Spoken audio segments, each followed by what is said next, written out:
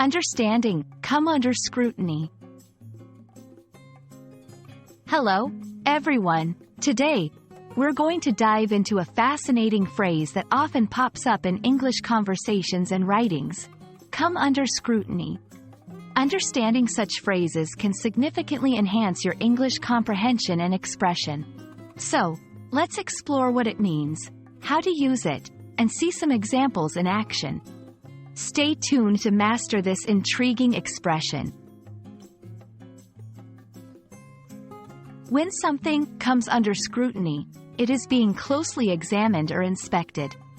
The phrase implies that the subject is under a microscope, with every detail being analyzed.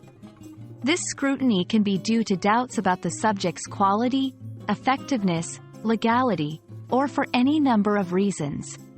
The key point is the intense observation and examination involved. Come under scrutiny is often used in formal and informal contexts alike, but it's particularly prevalent in discussions involving policies, public figures, business practices, and academic works.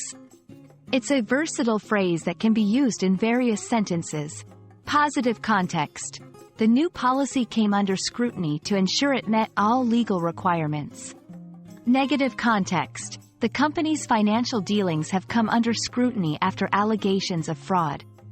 It's important to note that while the phrase can have a neutral connotation, it often carries a slight negative implication, suggesting there are concerns or issues that need to be addressed. To solidify your understanding, let's look at a few examples. 1. In journalism, the mayor's recent decision has come under scrutiny from various news outlets. 2. In academia, her thesis came under scrutiny during the defense, challenging her to defend her findings rigorously. 3. In everyday life, the safety measures at the local pool have come under scrutiny after the recent incident. These examples show the phrase's versatility and how it can apply to different scenarios, highlighting the importance of context in understanding and using it effectively.